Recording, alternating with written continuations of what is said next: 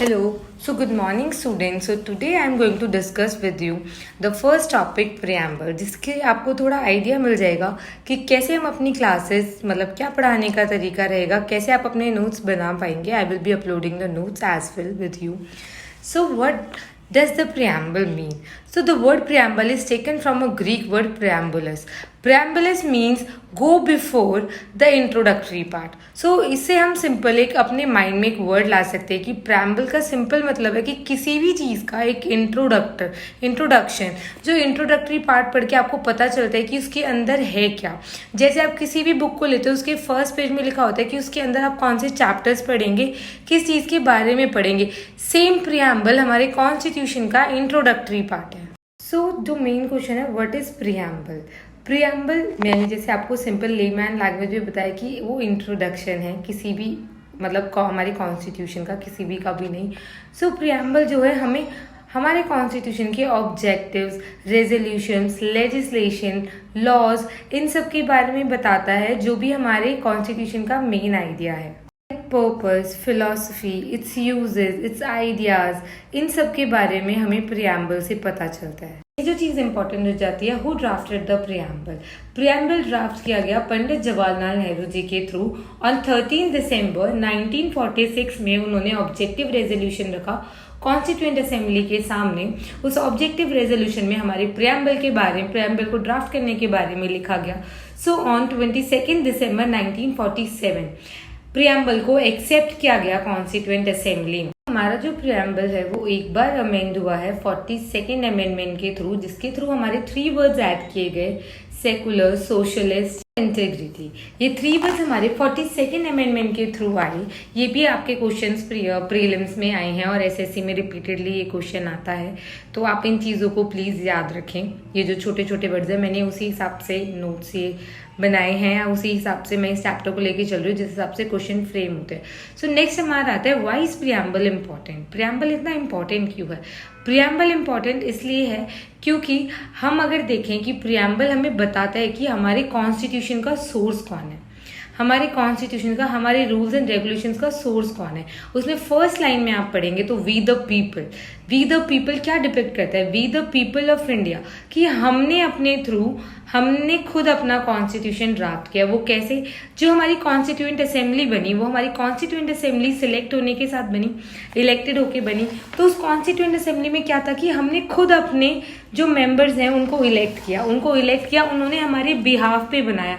तो कौन है सोर्स ऑफ पावर हमारे कॉन्स्टिट्यूशन का? We the people ourselves. On the whole constituent assembly ने हमारा कॉन्स्टिट्यूशन ड्राफ्ट किया जो इनडायरेक्टली हमारे थ्रू ही सिलेक्ट हुई थी. तो इसीलिए नॉर्मल पीपल जो सिटीजन्स है उनको सोर्स ऑफ पावर कहा गया. ये भी क्वेश्चन आता है, सो प्लीज नोट डाउन. आता है what is the nature of our constitution, वो भी हमारे प्रियम्बल में ही एक्सप्लेन किया गया. तो नेक्स्ट इंपॉर्टेंस जो है वो यही इंपॉर्टेंस है कि मतलब जो हमारा नेचर है कॉन्स्टिट्यूशन का वो हमारे प्रियम्बल में बताया गया. That is democratic, secular, socialist, sovereign and republic. So ये हमारे उसका कॉन्स्टिट्यूशन का नेचर है. नेक्स्ट आपके आते हैं कि हमारे प्रियम्बल के ऑब्जेक्टिव्स क्या है. सो हमारे प्रियम्बल के जो ऑब्जेक्टिव्स हैं those are justice, equality, fraternity. ये हमारे क्या हैं? आपके ऑब्जेक्टिव्स हैं कि हमारा कॉन्स्टिट्यूशन में क्या प्रोवाइड करेगा. हमें इक्वालिटी देगा, हमें फ्रेटर्निटी देगा, हमें जस्टिस देगा, and then we are liberty देगा. सो नेक्स्ट आ जाता है कि हमने कब एडॉप्ट किया. एक्सेप्ट मैंने आपको बताया 26 जैन को कॉन्स्टिट्यूएंट असेंबली ने एक्सेप्ट किया कि प्रियम्बल होना चाहिए. ऑन 26 जैन 1947 हमने प्रियम्बल कब अडॉप्ट किया? जब वो लीगली एडॉप्शन में आया.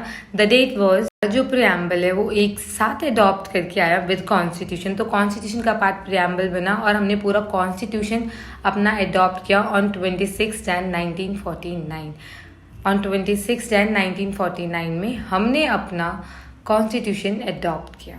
हम बात करते हैं कि क्या इंपॉर्टेंट वर्ड्स हैं जो ये सब मैंने आपको बताया, सॉवरेन, इन सब के मीनिंग्स क्या है. तो फर्स्ट वर्ड हम लेके चलते हैं sovereignty. What does sovereignty mean? Sovereignty means कि हमारे ऊपर कोई एक्सटर्नल रूल नहीं है. मीन्स हमने अपने जो रिप्रेजेंटेटिव्स भेजे हैं वो इलेक्टेड भेजे हैं. तो कोई एक्सटर्नल फोर्स तो है नहीं. जैसे हमारे कंट्री में ब्रिटिश रूल था, वो क्या थी? एक्सटर्नल फोर्स थी. वो हमारे कंट्री के तो पार्ट नहीं थे, वो लोग ट्रेड करने आए थे.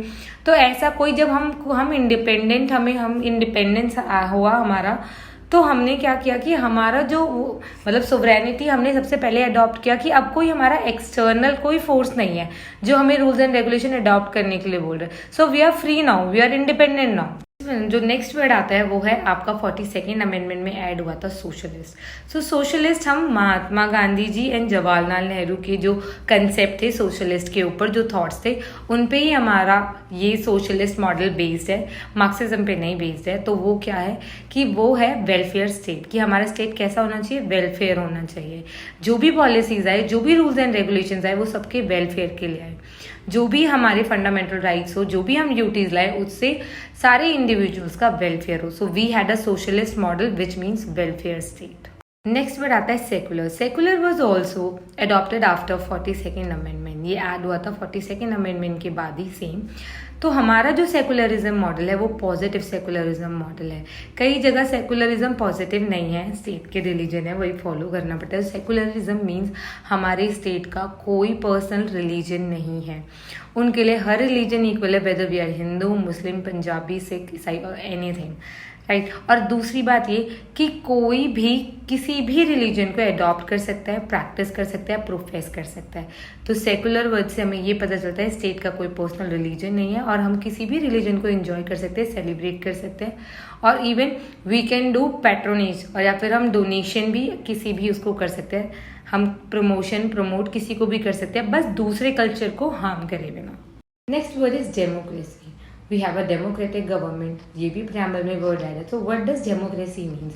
The word demo means people, cracy means rule, so simple people's rule means हमारी गवर्नमेंट क्या है, इलेक्टेड है। दो तरीके के इलेक्शंस होते हैं, डायरेक्ट एंड इनडायरेक्ट। सो हमारी कंट्री ने जो अडॉप्ट कर रखा है वो है इनडायरेक्ट, राइट। जो हमारी कंट्री के हेड है पीएम एंड प्रेसिडेंट, दोनों ही इलेक्टेड है, direct and indirect. Like PM हमारा जो है real head, so real head हमारा डायरेक्टली इलेक्टेड है, and president is are nominal head जिसको हमने इनडायरेक्ट इलेक्शन से सिलेक्ट किया, but both came by elections. तो democracy means people rule, people ही सिलेक्ट करके भेज रहे हैं, हम ही उनको वोट दे के भेज रहे हैं, और हमारे बिहाफ पे, हमारे वेलफेयर को रखते हुए वो सारी चीज़ें हमारे लिए रूल्स एंड रेगुलेशंस जो भी बन रहे हैं वो हमारे बिहाफ पे, हमारे बेनिफिट के लिए बन रहे हैं। तो this means democracy, that our government is elected by the people.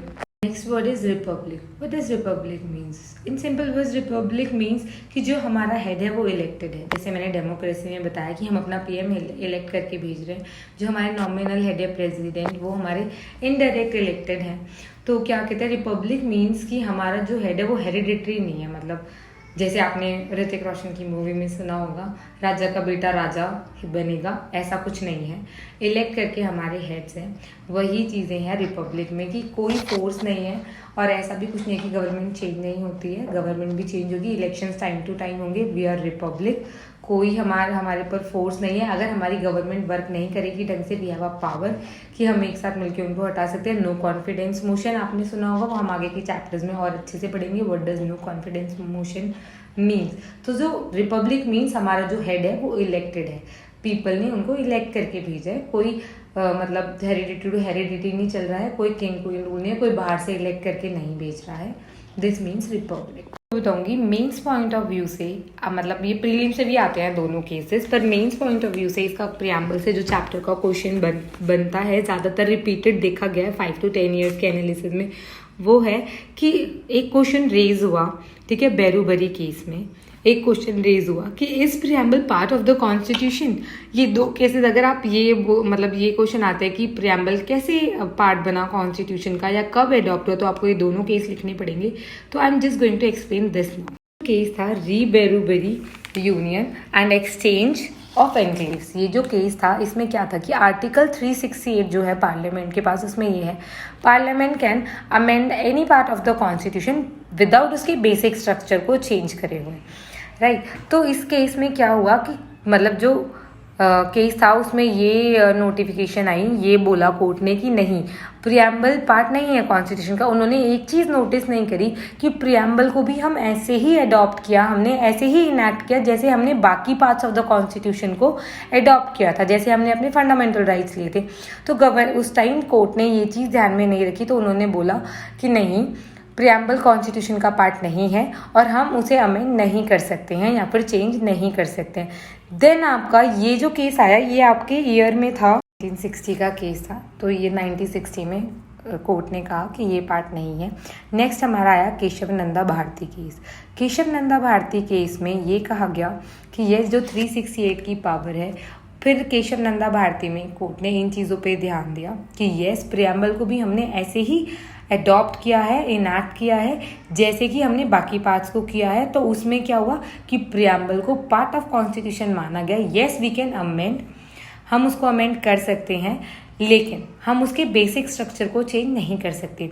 जैसे उसमें से हम इक्वालिटी, सेकुलर, जो ये वर्ड्स हैं ये क्या करते हैं, ये बेसिक स्ट्रक्चर है। अगर हमने इनको ही अमेंड कर दिया तो हमारे कॉन्स्टिट्यूशन की कोई वैल्यू ही नहीं रहेगी। तो इसमें ये था कि yes you can amend the constitution, लेकिन आप उसका बेसिक स्ट्रक्चर प्रियम्बल, लेकिन आप प्रियम्बल का बेसिक स्ट्रक्चर चेंज नहीं कर सकते हैं and it will be considered as a part of our constitution. तो केशव नंदा भारती केस से प्रियम्बल को पार्ट ऑफ कॉन्स्टिट्यूशन बनाया गया। Thank you so much. I hope आपको प्रियम्बल अच्छे से समझ आया होगा। तो यही तरीका रहेगा क्लासेस का। नोट्स मैं इसके इंस्टाग्राम पे पोस्ट कर दूंगी, बाकी PDF भी आपको मिला करेगी if you are a student of these classes. Thank you.